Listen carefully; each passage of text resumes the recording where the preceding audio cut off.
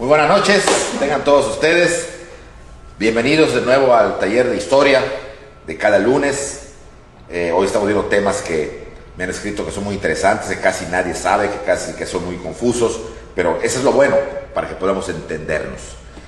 Gracias a todos los que me ven, gracias al Yucatán Country Club por esta oportunidad, gracias a todos los socios que hacen posible esta transmisión, gracias también a todos los que nos ven en diferentes partes de la República Mexicana, desde luego empezando por la Ciudad de México, la ciudad de Mérida, Valladolid. Aquí Valladolid es una ciudad muy hermosa, muy colonial de aquí de Yucatán, también que nos ven bastante de ahí, de Cancún, de Chetumal, del centro de México. Del centro de México nos ven desde Querétaro, os he mandado saludos desde Querétaro, Puebla, Aguascalientes, Zacatecas, también nos han escrito desde Zacatecas y un poco más al norte, pero qué gusto que los amigos zacatecanos y esa bellísima ciudad de Zacatecas, tan colonial, tan hermosa, nos ven desde ahí, Ciudad Victoria, Tampico nos ven también, Baja California, Tijuana, nos ven desde Tijuana, qué gusto que nos ven desde la frontera, Camarillo, en fin, y todos los amigos que nos ven de todas partes del mundo, Sudamérica y del Centroamérica, que esto hace que, pues, pensar a su servidor que les gusta la historia, y eso es muy importante, porque siempre digo lo que dijo Cicerón: hay que conocer la historia, porque el que no conoce su historia está condenado a repetir sus errores, puesto que la historia es la maestra de la vida y la vida de los tiempos. Bien, pues hoy vamos a entrar ya, ahora sí, al momento del inicio del régimen republicano federal con el gobierno de Don Guadalupe Victoria, cuyo nombre verdadero era Miguel Fernández Félix.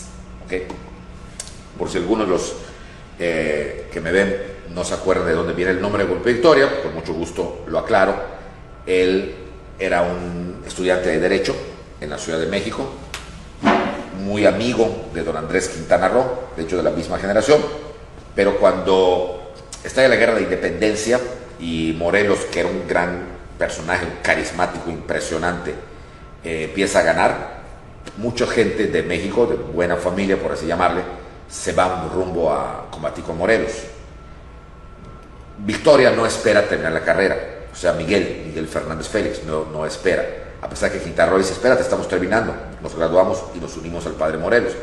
Pero Miguel Fernández era muy así: no, yo me voy, quiero irme, y se fue, y ya no se tituló nunca. Quintana Roo sí, después de titulado, entonces se une a Morelos, pero Miguel no, y se presenta ante Morelos, y a Morelos le cae bien, y cuando Morelos va a atacar la ciudad de Oaxaca con sus hombres, le da una encomienda a Miguel. Dice: Miguel, ven acá, tú eres muy joven, te voy a dar tu bautizo de fuego, tú vas a comandar el ataque a Oaxaca.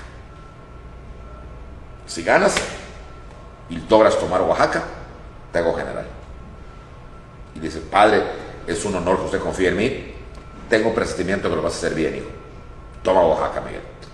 Y entonces la primera gran batalla de Miguel Fernández Félix fue la toma de Oaxaca.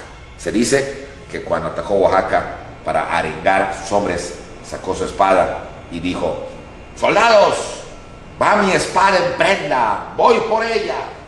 Y la tiró, y corrió hacia su espada, y los demás que venían detrás: vamos contigo, Miguel, y toma Oaxaca. Ante esta gran victoria, Morelos lo convierte en general. Y es en ese momento en que Miguel le dice: padre, ¿puedo pedirle un favor? Sí, quiero cambiarme el nombre. Caray, ¿y cómo te quieres llamar, Miguel? Pues estoy viendo aquí el estandarte de la Virgen de Guadalupe, quiero llamarme Guadalupe en honor a la Santísima Virgen, y Victoria en honor a la victoria que acabo de tener por tomar Oaxaca. Muy bien, pues si es tu gusto, entonces te llamarás Guadalupe Victoria. Y a partir de ese momento fue conocido en todas partes, en vida y en muerte, como Guadalupe Victoria. Y de hecho así aparece en toda la lista de presidentes. No aparece su nombre verdadero, sino Guadalupe Victoria. Bueno, él había combatido con Morelos. Cuando cae Morelos, es de los pocos de los amigos que se salvan la vida, porque Galeana, Matamoros, Leonardo Bravo, Miguel Bravo fueron ejecutados. El mismo Morelos fue ejecutado, y los únicos que le salvan son Guerrero, que huye hacia las montañas del sur, que ya le hemos comentado ya en su momento, y él que huye hacia las cuevas o lugares cavernosos de Veracruz. Y ahí está mucho tiempo, y hasta que se consuma la independencia sale de su escondrijo, se pone bajo las órdenes de Iturbide, pero ya sale un tipo un poquito lesionado física y mentalmente. Victoria, en esos años en que estuvo escondido, temiendo por su vida y huyendo a salto de mata, que hay, como les digo, hasta leyendas allá en algunos pueblos de Veracruz sobre Victoria, que era casi un troglodita, como un cavernario, se enfermó mentalmente, ya no era, no era un hombre así que digas de confiar, porque ya estaba medio mal de la cabeza, y también padecía de una enfermedad que también, pues en esa época asustaba a la gente. Bueno, hasta hoy, pero hoy saben que hay un control de esa enfermedad, que era la epilepsia. Entonces de repente, en plena conversación, le daban los ataques y entonces, mucha gente pensaba que se estaba posesionando el diablo, y eran las dos cosas que tenía. En resumidas cuentas, no era el mejor candidato para gobernar como primer presidente este país. No lo era. Tenía muchas limitantes. Había una terna, y en esa terna figuraban él, Nicolás Bravo y Vicente Guerrero. Pero al final de cuentas, el dedo mágico de Poinsett se inclina por Guadalupe Victoria. Hoy nos preguntaríamos, y nos debemos preguntar, cómo es que un hombre que se sabía que no estaba muy bien de sus cabales y que padecía una enfermedad que no lo tenía al máximo para ser el primer presidente de un sistema de gobierno novedosísimo para los mexicanos, como era la República, que no estaba, repito, al 100% de sus facultades físicas y mentales, cómo es que lo eligieron para ser presidente de la República? Sobre todo el primero, en una situación completamente nueva. Pues por eso, porque se trataba de elegir al más dependiente. No lo eligió el pueblo, que quede claro, fue nombrado por el constituyente. ¿Okay? Y al ser nombrado por el constituyente evidentemente era Poinsett, era el que mandaba, y Poinsett necesitaba a un hombre como él para seguir desestabilizando y destruyendo México. Ya en ese momento hay varias cartas de Poinsett y de Zavala a la Casa Blanca, allá son donde se hablaba del Business of Texas. Ya le habían echado el ojo al estado de Texas. Entonces había que preparar el camino con Victoria. Y el camino, el medio para empezar a trabajar, no era que el mexicano entendiera o no entendiera la República, sino que el mexicano armara un desastre. Y para esto, el puente, el medio, era la logia. Era el trabajo más grande que tenía que hacer en este momento. Esos 4 años, la logia tenía que intervenir para romper el esquema creado durante 300 años por España, romperlo completamente y dejar a México completamente huérfano y a merced de la garra norteamericana. Y aquí empieza la cuestión.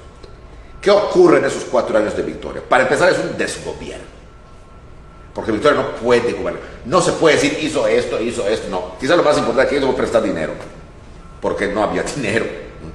Y es el primero en hacer un préstamo al famoso Banco de Londres. Y ahí empieza una deuda inmensa que luego va a venir y que luego le van a pedir a Juárez los 80 millones que ya se habían acumulado por no pagar luego los intereses ni réditos. Bueno, pero fuera de eso, todo lo demás fue un desastre. ¿Por qué? Porque públicamente la logia, que era una sociedad secreta, va a empezar a intervenir en la política.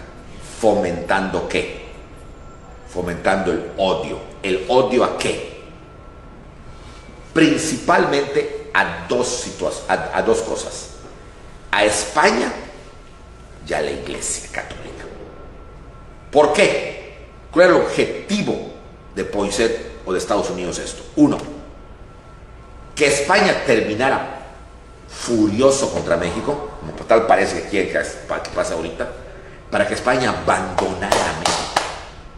Y hubiera un odio entre los dos, y que cuando Estados Unidos dijera, entro, España no se meta. Ahí está, porque estuviera resentida y rencorosa. Y dos, romperle el alma a la Iglesia Católica. ¿Por qué a la Iglesia? Porque era el símbolo de unión. Todos los mexicanos en esa época, todos, desde el más bajo hasta el más alto, en cuestión social, económica, política, eran católicos. Entonces había que desarmar, desarticular esa situación. ¿Y cómo lo van a desarticular? Pues diciendo todo lo mal. En un pueblo ignorante que se cree todo, era fácil. Hablando de todo lo malo que había tenido la Iglesia.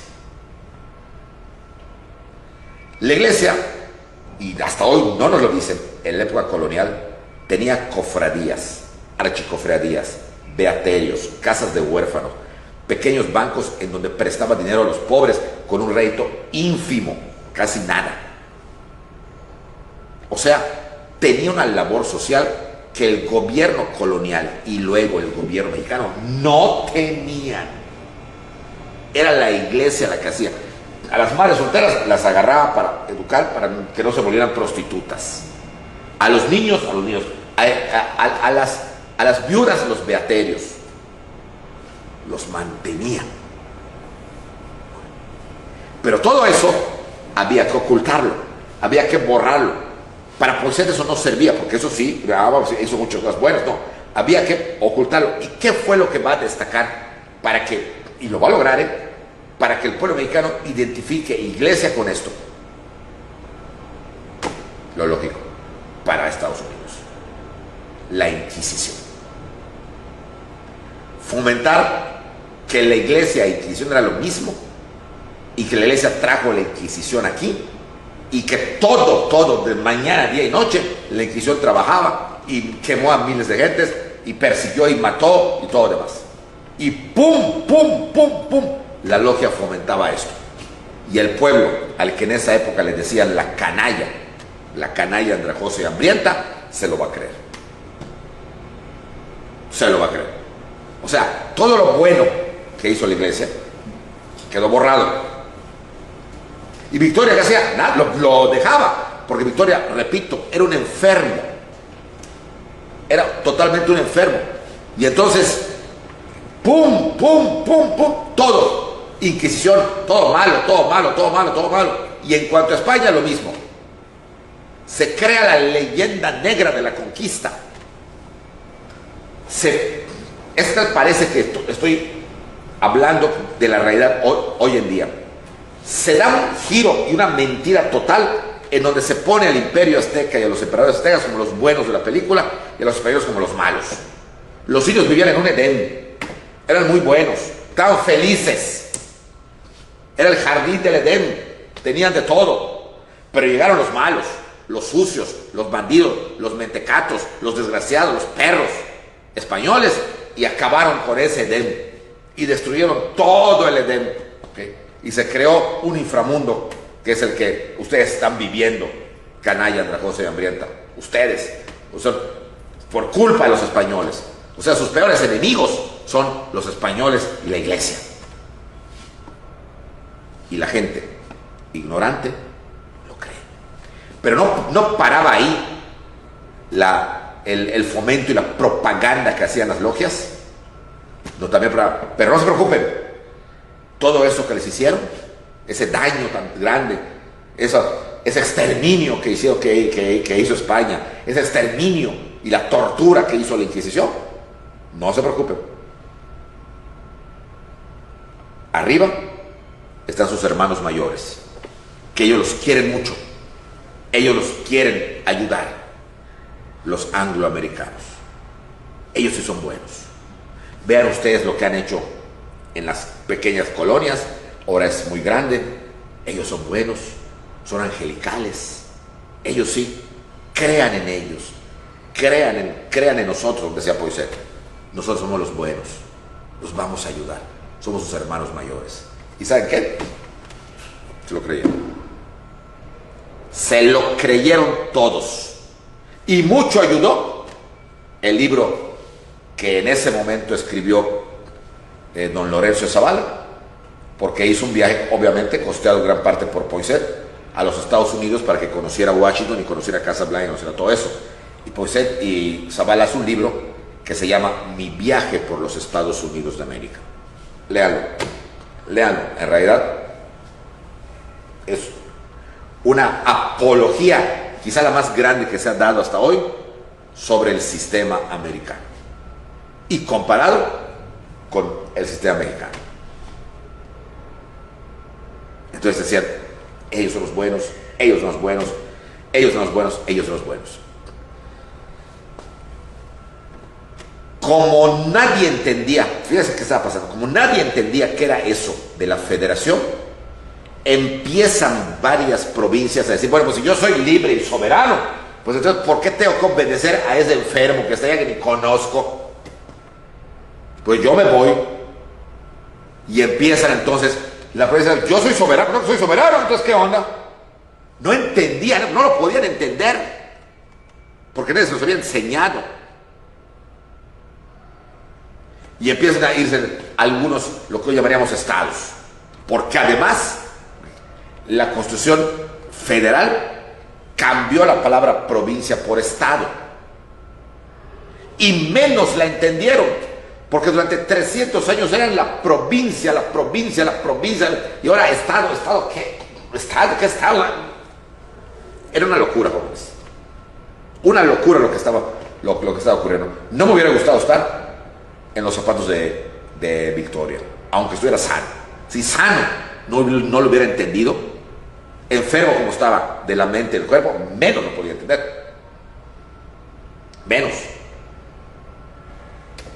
Y entonces viene el relajote. Viene el relajo que se empieza a hacer. El vicepresidente, porque para calmar las cosas, le dieron una jugada a la logia escocesa. Y el vicepresidente es Nicolás Bravo, que fue el primer vicepresidente de México. Igualito, es que todo no entendían. Si no entendían que era un presidente, mucho menos que era un vicepresidente, por Dios. No lo podían entender. Casi todos los vicepresidentes se sentían presidentes y se peleaban con el presidente. Casi todos. Si no es que todos. Y el primero va a ser Nicolás Bravo, que no va a entender qué es eso, se va a querer presidente y se va a enfrentar a Victoria. Y todos los demás igual. Gómez Farías se enfrentó a Santana. González Ortega a Juárez. El único que no se enfrentó a nada porque los controló fue Ramón Corral, que se disciplinó a Porfirio Díaz. Y Pino Suárez porque lo mataron casi el día siguiente. Pero el vicepresidente no, y mucho menos un tipo como Nicolás Bravo, que era ignorante, casi a la categoría de guerrero, no entendía qué era eso. Entonces se pueden imaginar como quien dicen aquí en Yucatán, el check que había, check quiere decir revoltillo, revuelto, que había en el periodo de Victoria, pero los Estados Unidos lo estaban gozando, porque eso era lo que querían precisamente. Y entonces empiezan lo que seguía después de fomentar el odio contra España y contra la iglesia, pues empiezan los saqueos. ¡Ah, malditos gachupines, perros! Había mucho español, todavía vivía mucho más. Si no, la bronca ya no era con ellos. Iturbide fue muy claro, unión, y ahora era lo contrario. Si hubiera vivido Iturbide se moría de un infarto. En realidad todo lo que había hecho fue cayendo, todo. Y estamos hablando del 24 a 25. 4 años apenas la construcción de la independencia. 4 años. Y qué coraje y qué tristeza. 4 años de aquel día que Bustamante dijo en su crónica, fue el día más feliz de los mexicanos, se había convertido en un infierno. Se había convertido en un infierno en México.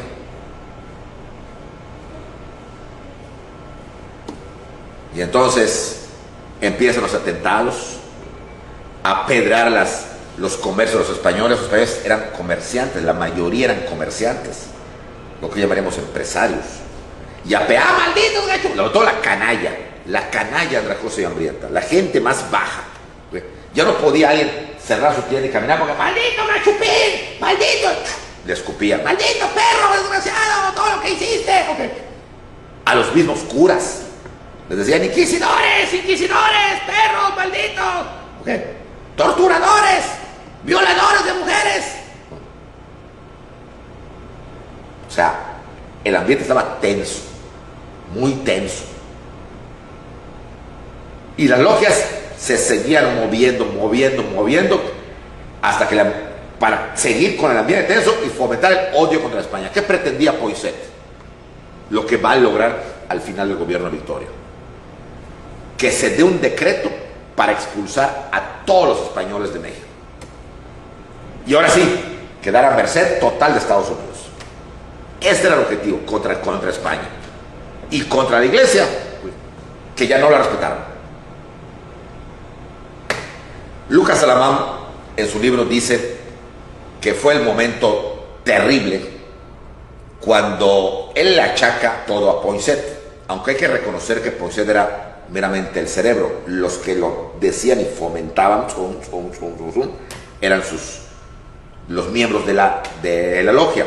Pero Lucas Alamán dice claramente que fue Poinsett el que propuso para que la canalla, que ya estaba caliente, y ella insultaba, mentaba madres, y a malditos gachupines, que para que la canalla hiciera un desastre, que se propone la profanación de la tumba de Hernán Cortés.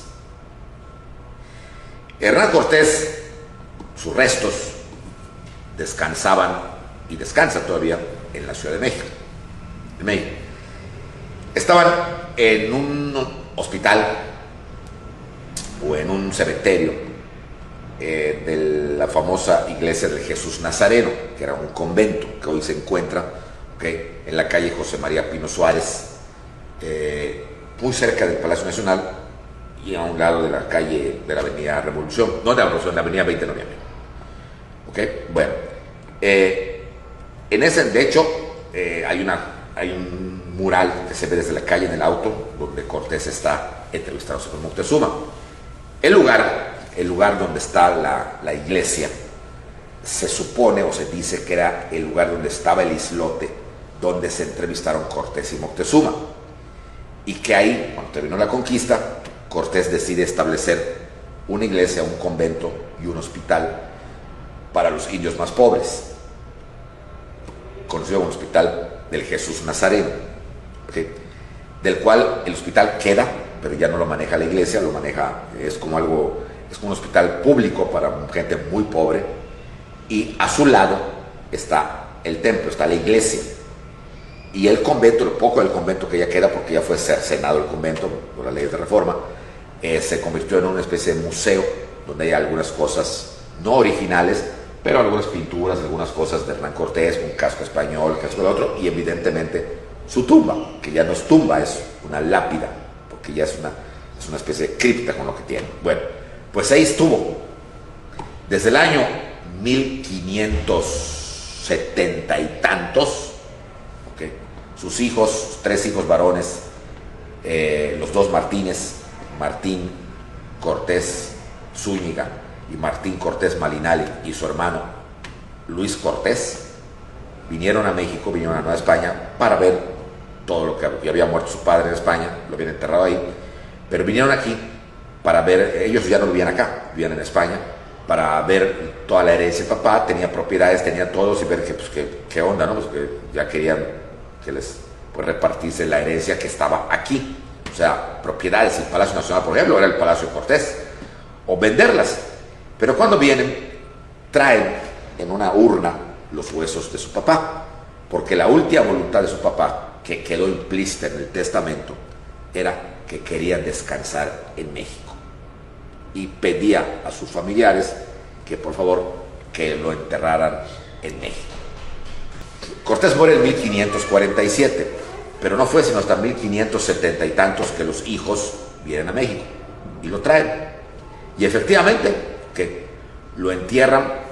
Desde esa época ya Cortés causaba polémica, había muerto enemistado con el rey de España, con Carlos V, que le tenía mucha envidia, y obviamente cuando trajeron sus restos no hubo una ceremonia oficial porque el virrey de México no quería comprometerse porque pues, o sea, se podía molestar el rey. Entonces meramente fue algo muy sencillo donde los hijos fueron los que enterraron o reenterraron la urna ahí en el Templo del Jesús, donde todavía está. Bueno, pues ahí estuvo, y ahí pasaron los 300 años. Pasaron. Ahí estaba. Algunos virreyes le hacían algún homenaje, que iban alguna vez a dar una misa por él allá, pero era, o sea, nunca fue un individuo que fuera homenajeado en muerte, ni siquiera en vida. Entonces, y ahí estuvo, y ahí estaban, de hecho ya la gente hasta los había olvidado, ahí estaban. Pero Poinsett, con esa insidia en la que pretendía denostar, quizá más que a la Iglesia, a España sobre todo, porque era la que tenía la fuerza militar y podía intervenir porque tenía la fuerza de la Santa Alianza. Ya para 1825 España se había desligado del trienio liberal. Es decir, aquí para que podamos entender el contexto general, ¿ok? En 1820, y eso lo contamos porque eso fue causa de la independencia, Rafael el Riego había obligado al rey a reconocer la Constitución de Cádiz en España, Fernando VII. Y de 1820 a 1823, España llevó un régimen constitucional. Es decir, llevó un régimen donde el rey era meramente el ejecutivo.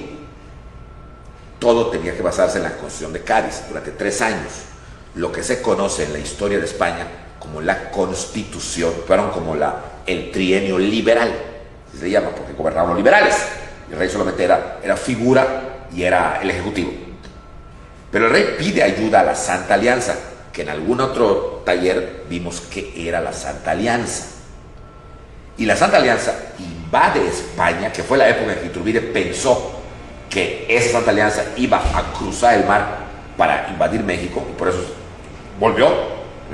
Invade España, derroca a los liberales, los fusila y repone en el trono absolutista a Fernando VII. Esto fue en el 23.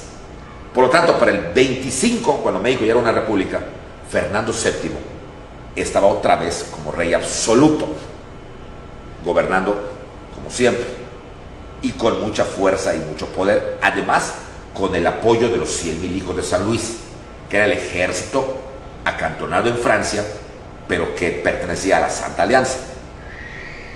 ¿Okay? Entonces, a esto era lo que le tenía miedo Poinsett. Todavía no estaban preparados los polluelos americanos militares, todavía seguían en West Point preparándose, y si España se molestaba y venía a México, no iba a venir el ejército español, iba a venir con los 100,000 hijos de San Luis, o sea, con un ejército gigantesco de la Santa Alianza, formado por ingleses, franceses, españoles, en fin, por todos aquellos que habían derrotado a Napoleón Bonaparte unos años antes. Entonces tenía miedo por eso era importante que España se enojara y cortaran con España, cortaran. Y le pareció propicio fomentar la profanación de los restos de Hernán Cortés. Evidentemente, esa fue la propuesta en la logia, y fueron los masones los que empezaron a propagar esto entre la gente del pueblo. ¿Dónde lo propagaban? A ver, para que entendamos, la canalla andrajosa y hambrienta eran los miserables de los miserables, eran los parias de los parias, la gente más dada en la Torre de México. Sobre todo a raíz de la guerra de independencia había aún muchos más, porque se habían quedado huérfanos muchos y viudas muchos, y estaban en la calle. Eso es lo que tampoco dicen, que todo lo que hizo Hidalgo y hasta cierto punto Morelos perjudicó más que benefició, porque creó miseria, creó orfandad, creó viudez, creó resentimiento. Entonces toda esa gente que no tenía casa, porque había sido arrasada por las hordas de Hidalgo o de Morelos, se fueron hacia México y vivían en la calle. Su baño era la calle.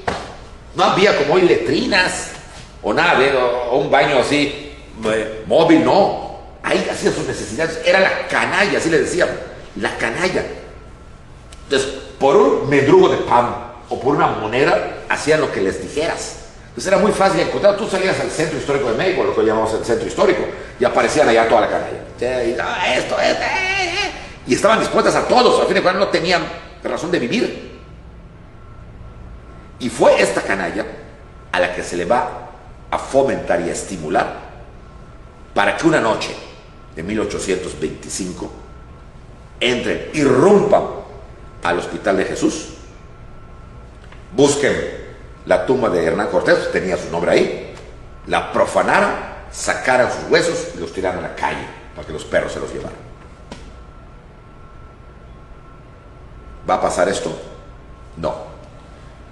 Pero no va a pasar gracias a don Lucas Alamán. Lucas Alamán se enteró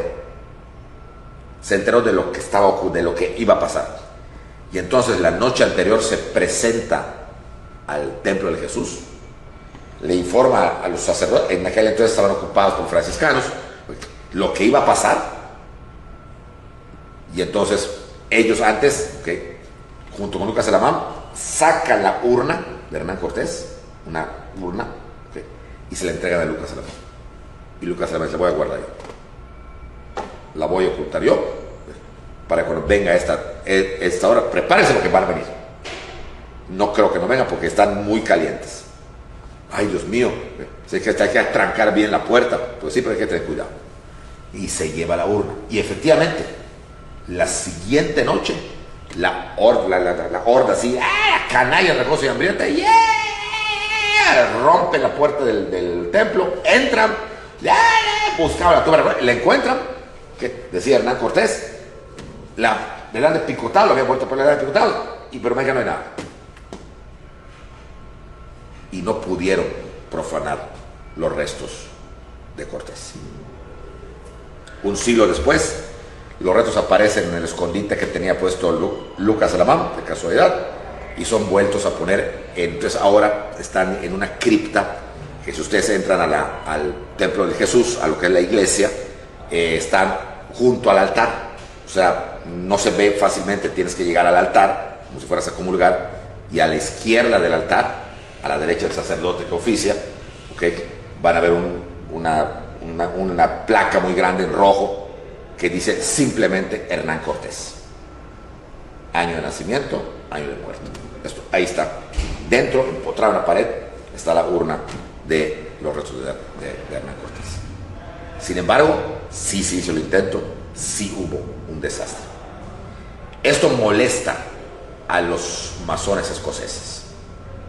Y entonces Juan Enrique Montaño se reúne con el vicepresidente Nicolás Bravo para derrocar a Victoria, porque no estaba haciendo nada. Y entonces le hace un plan, uno de los primeros planes que se van a lanzar es del México independiente, porque se había lanzado, el primero era el plan de Iguala, pero México no era independiente. Ahora se lanzaba uno de un chorro que van a ver en el plan contra esto, plan contra esto, plan contra esto, plan contra... El plan Montaño. El objetivo del plan Montaño eran dos. Uno, que renuncie Victoria por incapaz. Y dos, se pedía la desaparición de las instituciones secretas, especialmente de la logia yorquina.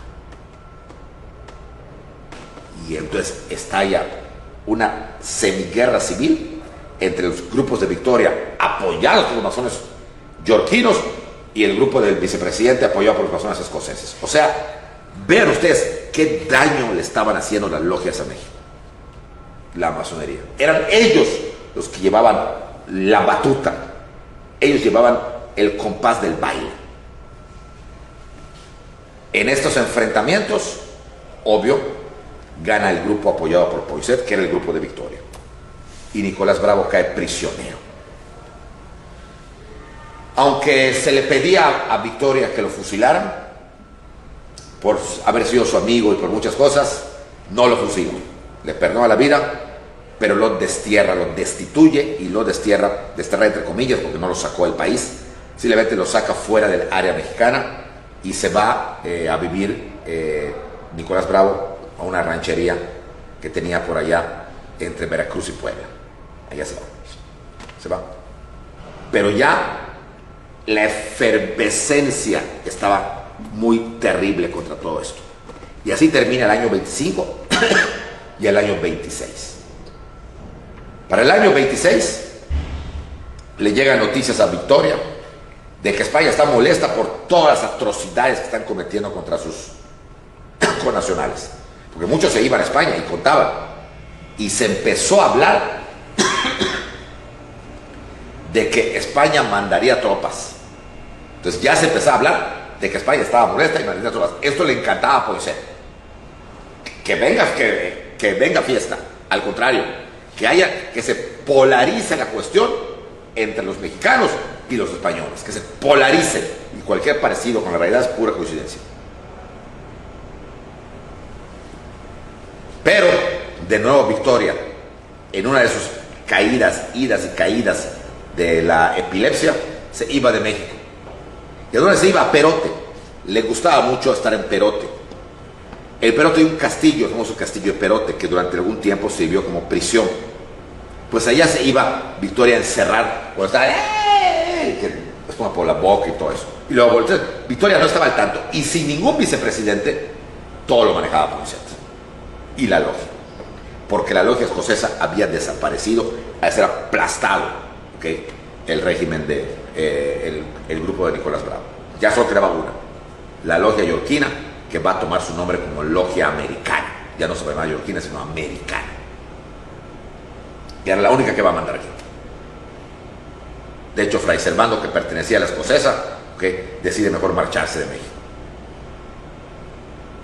Y aunque luego vuelve muy enfermo y muere en el convento de Santo Domingo, porque él era dominico, que ya estaba muy enfermo, ya no